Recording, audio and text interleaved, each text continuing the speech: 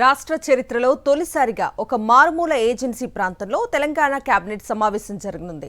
గిరిజన దేవతలు కొలువైన మేడారం వేదికగా మంత్రివర్గం భేటీ కానుంది. హైదరాబాద్ కాకుండా ఒక మారుమూల గ్రామంలో కేబినెట్ నిర్వహించడం ఇదే తొలిసారి. సీఎం పర్యటన వేళ అధికారులు పూర్తి ఏర్పాట్లు చేయగా వనదేవతల సమక్షంలో ప్రజాపాలన నిర్ణయాలు తీసుకునుంది మంత్రివర్గం. ములుగు జిల్లా మేడారం సమ్మక్క సారలమ్మ సన్నిధిలో సాయంత్రం 5 గంటలకు మంత్రివర్గం భేటీ కానుంది. అక్కడి హరిత హోటల్ కేంద్రంగా కీలక అంశాలపై నిర్ణయం తీసుకోవడానికి సమాయత్తమైంది.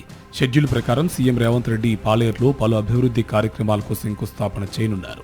ఆ తర్వాత ఖమ్మంలో జరగనున్న సిపిఐ 100 సభలో పాల్గొనున్నారు రేవంత్ రెడ్డి. ఆ తర్వాత పలువురు మంత్రులతో కలిసి హెలికాప్టర్లో బయలుదేరి సాయంత్రం 4 గంటలకల్లా మేడారానికి చేరుకునున్నారు.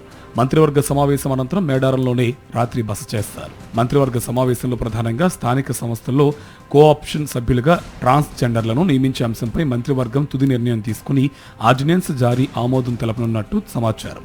అలాగే మున్సిపల్ ఎన్నికల నిర్వహణకు గ్రీన్ సిగ్నల్ ఇవ్వనుందని అధికార వర్గాలు వెల్లడించాయి.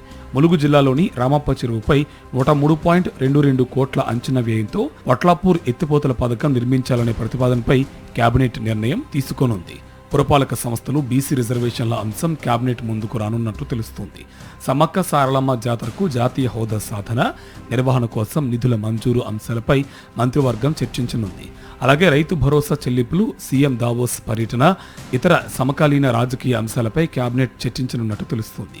మేడారంలో కేబినెట్ భేటీ కోసం వస్తున్న సీఎం మంత్రులకు గిరిజన సంప్రదాయ వంటకాలతో విందు ఏర్పాటు చేసినట్టు పంచాయతీరాజ్ శాఖ మంత్రి సీతక్క తెలిపారు.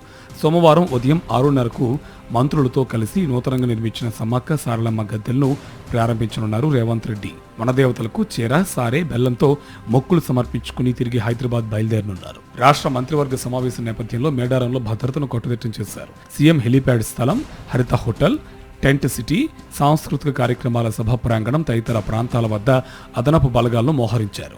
డీజీపీ శివధర్ రెడ్డి, ఐజీ చంద్రశేఖర్ రెడ్డి భద్రతా ఏర్పాట్లను ఎప్పటికప్పుడు సమీక్షిస్తున్నారు. బందోబస్తు విధుల కోసం 1600 మంది పోలీసులను మోహరించారు.